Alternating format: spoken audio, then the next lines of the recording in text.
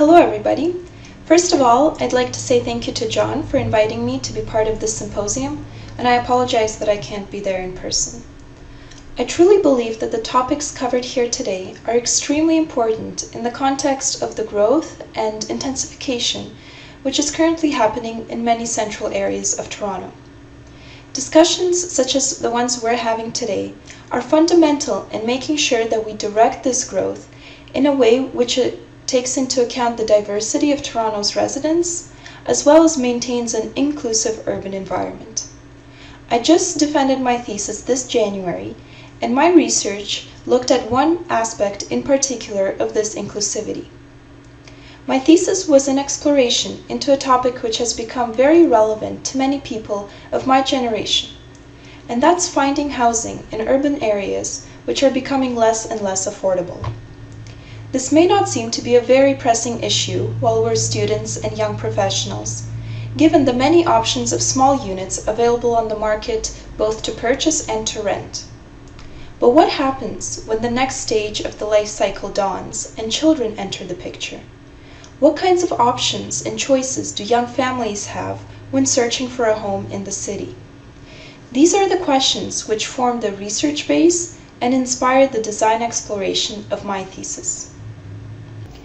In the past several decades, it's been normal for young families to find housing in Toronto's low-density, single-family home neighborhoods, or relocate to the suburbs, where the dream of home ownership can be realized. The high-density downtown areas have been reserved for the productive parts of life, mostly for work and business, and home to singles and childless couples. This trend has been changing as greater numbers of couples are seen to be choosing to remain in urban environments even when they start to have children. Their preference for an urban lifestyle can be seen as a result of the social and cultural richness which it brings, as well as of the increased economic opportunities. Also, factors such as convenience and sustainability play a much bigger role than they did in the past.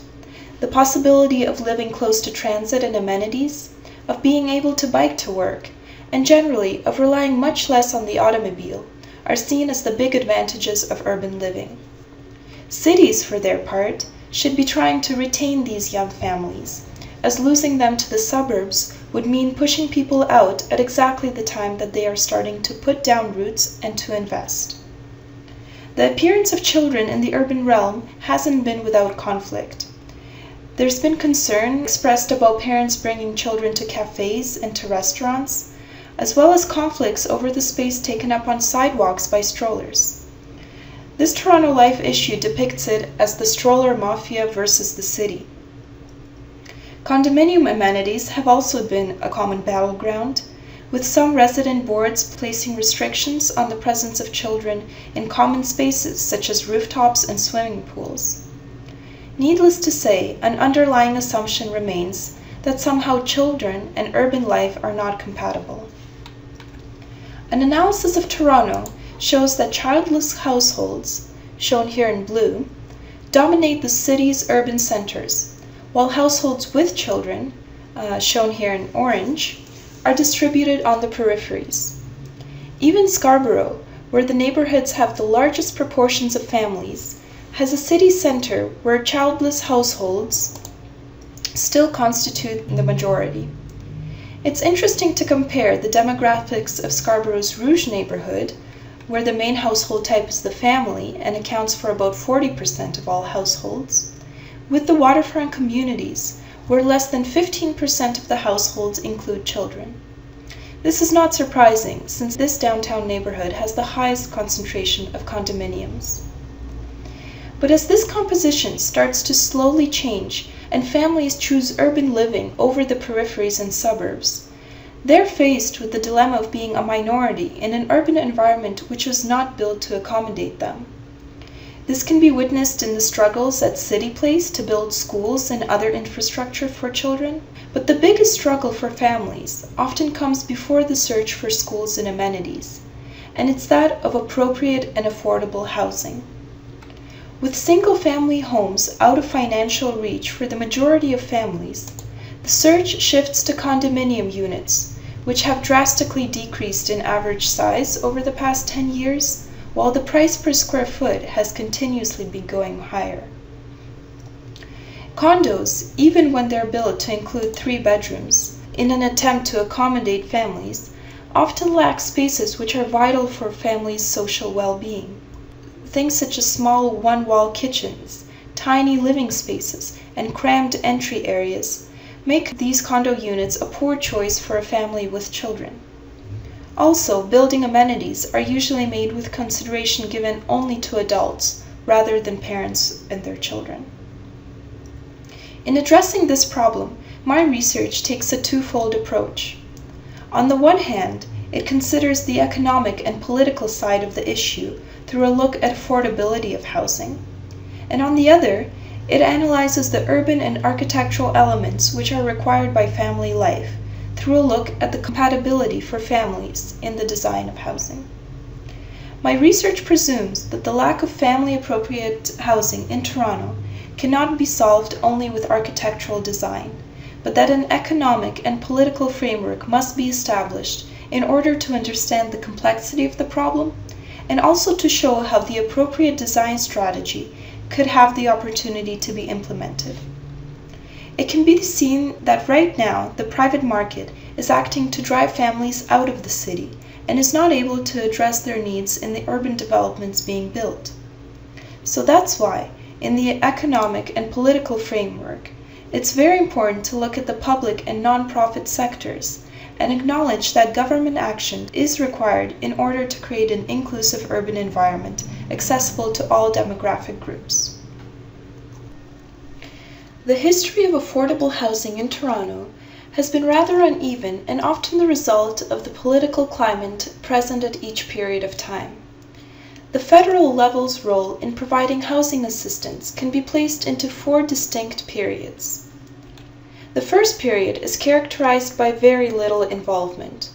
However, it's important to note that in Toronto, social housing was made to be a major political issue at this time, due to the poor living conditions in its downtown area. This is when the Regent Park and Lawrence Heights projects were completed, and the federal level began to consider the issue much more seriously. So this brought about the second period, which saw the federal level contribute substantially to social housing in Toronto and other cities. It marked the beginning of interest in co-op housing and the development of non-profits, since the problems of large-scale developments like Regent Park were becoming to be apparent.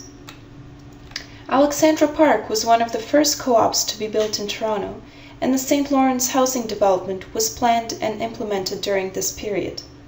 To this day, it's considered to be one of the most successful housing schemes, consisting of a large variety of tenure types and housing people of varying incomes. Period 3 marked a decrease by upper levels of government in social housing programs. First, the federal level under Brian Mulroney stopped its social housing program, and then the provincial government of Mike Harris put a stop to the provincial program. And this left the municipalities with no support from upper levels of government for any of their housing needs. What followed was an extended period since the mid-1990s, where the City of Toronto was not able to provide any housing assistance outside of the private market to its rapidly growing population. This overlapped with an erupting condominium boom and resulted in a saturation of a single typology and tenure type. Also, the City of Toronto was, and still is, weighed down by the aging housing developments which had been built in the 50s and 60s. Right now, the city is mostly focused on revitalization schemes in these developments, which involve partnerships with the private sector. In these partnerships, a private developer undertakes the project and is compensated for replacing affordable housing units with the permission to build and sell large amounts of market units. These schemes don't create any additional affordable housing and are instead saturating the developments with market units and making them similar to any condo development in the city. In analyzing the current and past initiatives by all levels of government to assist in the provision of housing, special attention deserves to be given to the cooperative sector. Co-ops have shown to be an outstanding alternative to both market housing and government-funded social housing schemes. Their nonprofit structure ensures that they provide perpetual affordability, and their inclusive nature assures that all residents are active participants in their housing needs. Being managed by the residents themselves, co-ops provide much of the social cohesion which is currently missing from many multi-unit developments. And in this way, they're an ideal choice for families. They also require much smaller contributions by the government, since they're capable of independently managing their finances, as well as making repairs and improvements to their buildings. Right now, Toronto has 155 active co-ops throughout the city, with a large number concentrated in the downtown area. All of them are full, and only a few have waiting lists open for certain units. Once on the waiting list, the wait times can be up to 5 years. And so this large demand for this particular tenure type shows that it's a desirable option in a city which is becoming less and less affordable. Another important component of the affordability debate, which has rarely been addressed by Canadian housing policies, is the question of land costs and its management. Because the affordability crisis can be associated with escalating land values in central areas, it's important to acknowledge the consequences of this for housing affordability. A known solution has been to set aside certain parts of land into community land trusts, which act to take the appreciating cost of land out of the housing equation. Community land trusts have been proven to create perpetual affordability for housing, as well as provide flexibility in the use and the size of the land which they consist of. They offer social benefits in their democratic structure and are a logical strategy to be paired with co-op housing. Both of these strategies present the opportunity to give some control back to communities so that they can, together with public officials, dictate the diverse housing needs of their residents. Diversity in tenure types is essential to inclusive and sustainable housing, capable of providing options to many different demographic groups.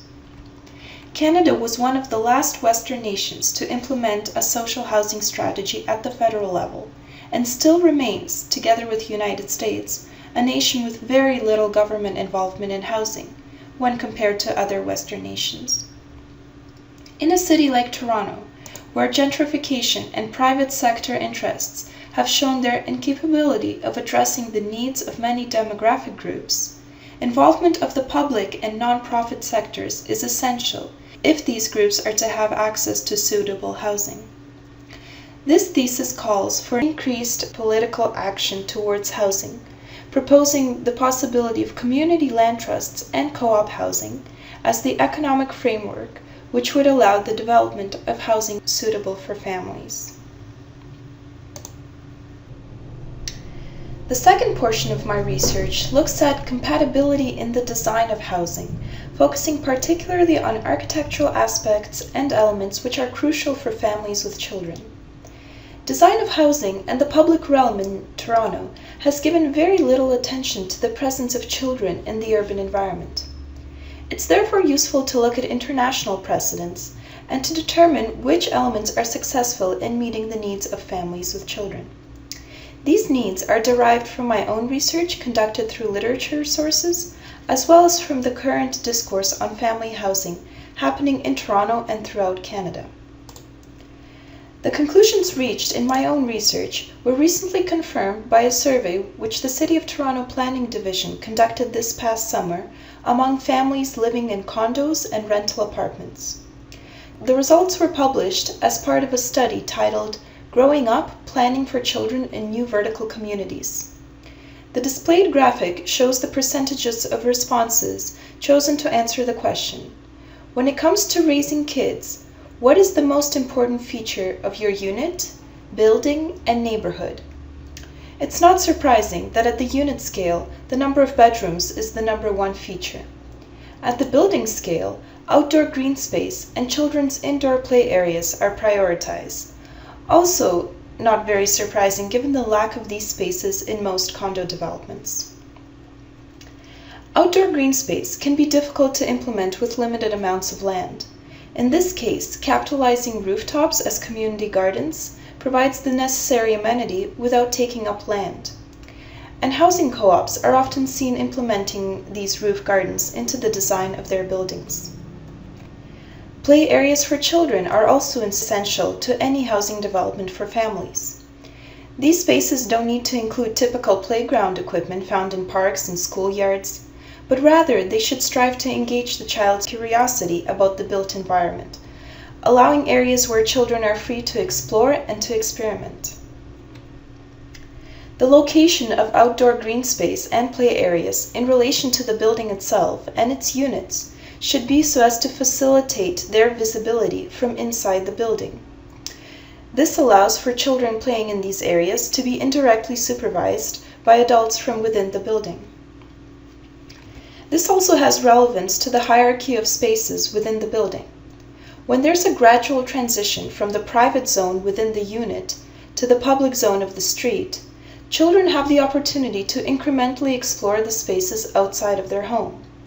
This is made easier when the design of a building's circulation and communal spaces follows a hierarchical order in terms of the private to public gradient.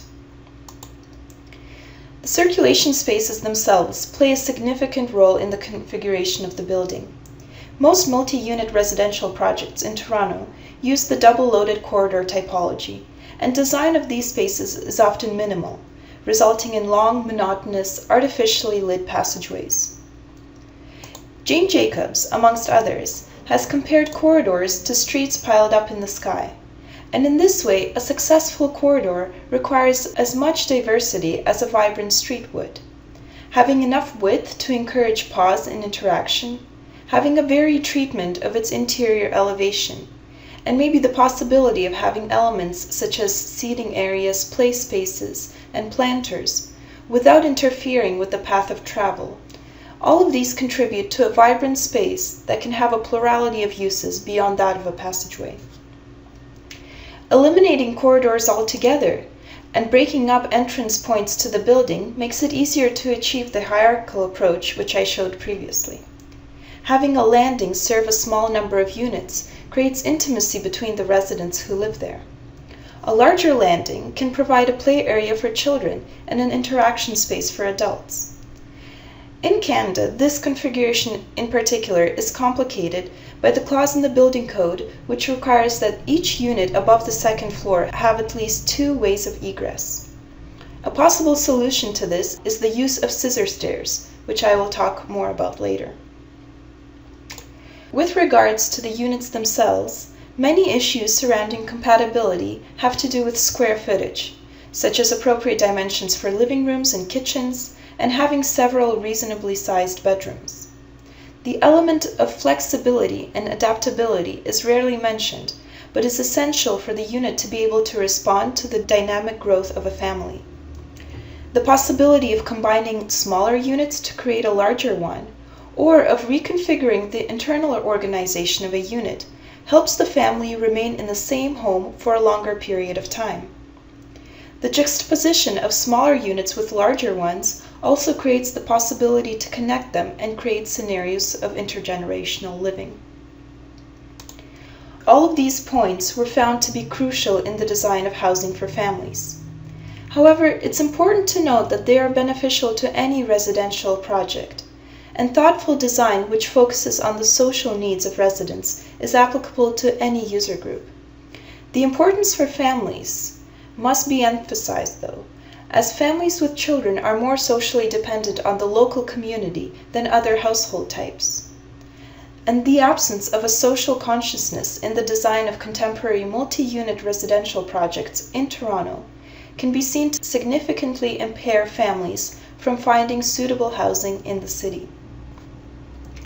The final portion of this thesis brings together the sections regarding affordability and compatibility to propose a synthesized design solution.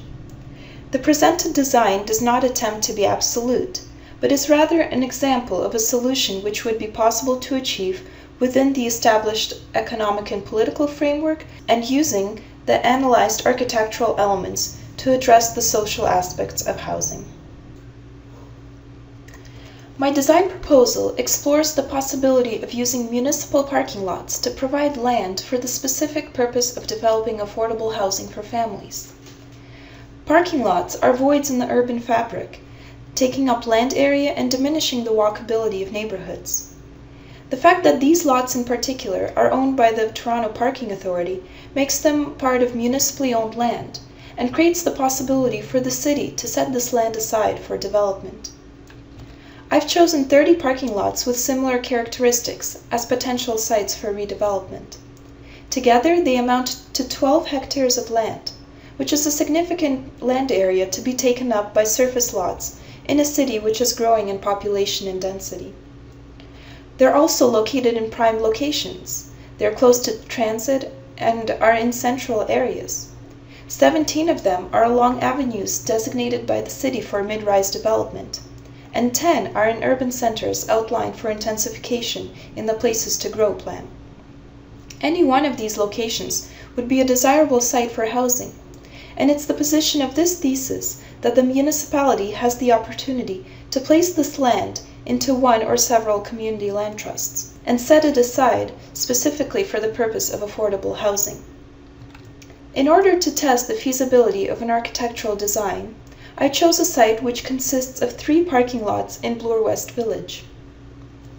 These 3 lots form part of a series of blocks spanning from Jane subway station to Runnymede station, and they consist of 2 subway station blocks, 2 blocks containing parkettes, and the 3 parking lot blocks. All of these plots of land behind the retail on Bloor are owned by the municipality. They're just managed by different departments. Some by the TTC, some by the Parking Authority, and others by the Parks, Forestry, and Recreation Division. As the main strategy for the site, several possibilities are available if the areas surrounding the parking lots are considered as well. In the most basic scenario, the parking lot can be developed as nonprofit housing. An additional strategy could be to build above the subway station sites and incorporate them into the design of the building. A more extensive strategy would be to consider a partnership with the private sector, in which the retail properties along each block would be assembled and allow for the development to include the retail along Bloor. Although this is the most intriguing strategy in terms of its possibility, it would prove to be the most difficult because of the assembly of many different parcels of land, and also the need for extensive involvement by the private sector. Because of this, I will only consider strategy 1, with development only on a parking lot site, assuming that the retail portion may be developed by the private sector at a later time. The design assumes that the scheme is developed as non-profit co-op housing and aims to offer a home for urban families. My strategy in addressing the site is to move the existing parking lot underground, where additional levels may provide both green P and resident parking. On the new ground plane, a pedestrian connection in the form of a walkway is established between the string of parks and subway stations.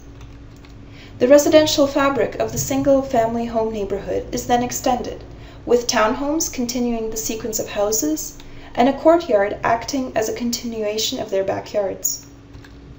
The amenities of the building are placed along the walkway, acting as a buffer between the public walkway and the semi-public courtyard. Density is then increased with units above, and circulation cores are added for access to the units and rooftops. The communal aspects of the building can be identified as the 3 cores, each including a scissor stair and an elevator. On the ground plane, a lobby with adjacent bike and stroller storage is located near each core.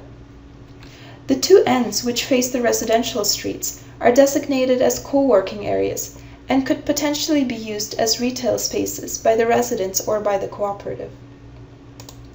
Accessed off of the pedestrian walkway, there is a large space for daycare, which could also function as an after-hours playroom, and another flexible space to be used as a studio, meeting, or party room. At the back, linking all of these program elements, is an interior street which unifies the building and provides access to the courtyard. By separating the circulation into 3 cores, The upper stories of the building form 3 separate blocks of units, only connected by the ground floor. The facade is given a staggered treatment to create deep terraces and allow more light for the windows. And the 3 separate rooftop garden areas each serve a block of units. The proposed design attempts to transition from the low-density single-family home neighborhood to the denser and larger topology of the retail along Bloor. Due to the subway tunnel running beneath the site, parking was moved to be entirely under the courtyard. The vertical distance between the top of the subway tunnel and the building at grade is estimated to be more than 6 meters, which is considered to be appropriate if certain precautions are taken into consideration during construction of the building. At the street corner, the building has a strong presence, yet the open nature of its ground floor attempts to integrate it into the urban context. A double-height passageway leading into the courtyard is centrally located between the townhome units and the co-working space at the corner. The courtyard is conceived as an intermediary space between the public realm of the street and the private units within the building. It offers natural elements, such as grass, sand, and water, to encourage children's exploration and play. Seating areas are interspersed for adults to use when supervising. Almost all of the units are visually connected to the courtyard, in this way facilitating supervision. The units themselves are composed to reflect some of the aspects found in single-family homes. The main structure is static and allows very small changes, such as openings, while the interior structure is much more flexible for rearrangement. The side of the building facing the street is more opaque and contains the private parts of the unit, such as the bedrooms, while the courtyard side is maximally glazed and has the communal parts, mainly the kitchen, living, and dining areas. Smaller units are placed adjacent to larger ones to create the possibility of linking them together. And the window arrangement is kept constant throughout the building to allow for rearrangement or substitution for panels. To demonstrate the composition of the units, I'll show the floor plan of the corner block of the building. At each floor level, the block can be divided into smallest denominations of 6 units, similar in size to those in a condo development. At the largest denomination, the block can have 3 large family-sized units. But the optimal solution would be to have a variety, with smaller units adjacent to larger ones. This floor plan shows in detail the unit design of 4 different units. Special attention was given to the 3-bedroom units, as they would be the most compatible for a family with children. These units have an additional room which can be accessed either from the parents' bedroom or the living area, and may be used as a nursery, an office, a guest room, among many other uses. The possibility of connecting the larger units with adjacent smaller ones is provided by the removal of a storage or laundry room.